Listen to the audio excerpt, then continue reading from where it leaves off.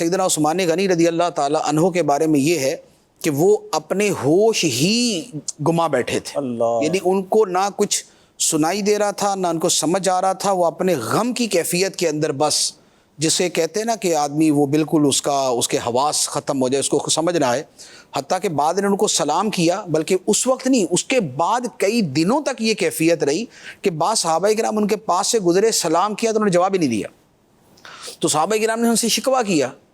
کہ جی آپ نے یہ کیا کیا، ہم آپ کو سلام کرتے، آپ جواب ہی نہیں دیتے۔ فرمایا میں نے تو سنا ہی نہیں۔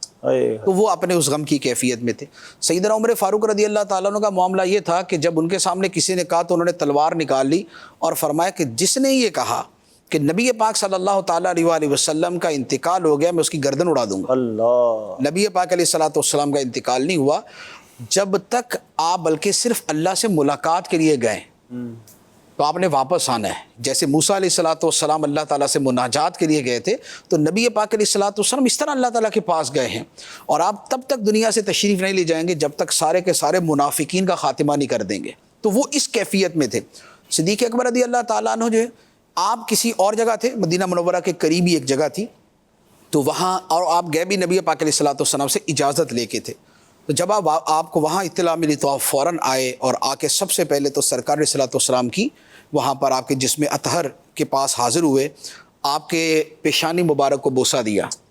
اور عرض کی یا رسول اللہ میرے ماں باپ آپ پہ قربان ہو، میری جان آپ پہ قربان ہو، اللہ تعالیٰ آپ پہ دو موتیں جمع نہیں کرے گا، یہ ایک آ گئی، اب دوسری موت آپ پہ نہیں آئے گی، اور وہ جو انبیاء کو تو اجل آنی ہے لیکن اتنی کہ فقط آنی ہے، ایک آن کے لیے ہے۔ تو لیکن صدیق اکبر رضی اللہ تعالیٰ عنہ کا معاملہ یہ تھا کہ نبی پاک علیہ الصلوۃ والسلام نے جو انہیں اپنے ساتھ اتنا قرب بخشا تھا، اور جو انہیں سفر و حضر میں اور ہر جگہ اپنے ساتھ رکھا تھا، اس کے پیچھے بہت بڑا مقصد یہ تھا کہ نبی پاک علیہ الصلوۃ والسلام کو پتہ تھا کہ امت کو سنبھالنا کس نے۔ اس لیے علماء کرام نے حضرت عبداللہ بن مسعود رضی اللہ تعالیٰ نے فرمایا کہ صدیق اکبر رضی اللہ تعالیٰ عنہ نے وہ کام کیا جو اللہ تعالیٰ اپنے نبیوں سے لیا کرتا تھا، کہ اللہ کے نبی امت کو سنبھالا کرتے تھے۔ تو صدیق اکبر رضی اللہ تعالیٰ عنہ انبیاء کے نیچے ہیں، سید الصدیقین ہیں، صدیقین کے سردار ہیں۔ آپ نے امت کو اس وقت سنبھالا، اور آپ کھڑے ہوئے اور آپ نے خطبہ دیا کہ لوگوں، جو تو محمد مصطفیٰ صلی اللہ علیہ وسلم کی عبادت کرتا تھا تو وہ جان لے کہ آپ تو دنیا سے چلے گئے، جو خدا کی عبادت کرتا تھا تو جان لے خدا ہمیشہ زندہ ہے، اسے کبھی موت نہیں آنی۔ پھر آپ نے یہ آیت مبارکہ پڑھی انک میت وانہم میتون، پھر دوسری آیت مبارکہ پڑھی وما محمد الا رسول قد خلت من قبلہ الرسل افان مات او قتل انقلبتم علی اعقابکم، کہ محمد تو اللہ کے رسول ہیں، اگر یہ دنیا سے، ان سے پہلے بہت سے رسول دنیا سے جا چکے،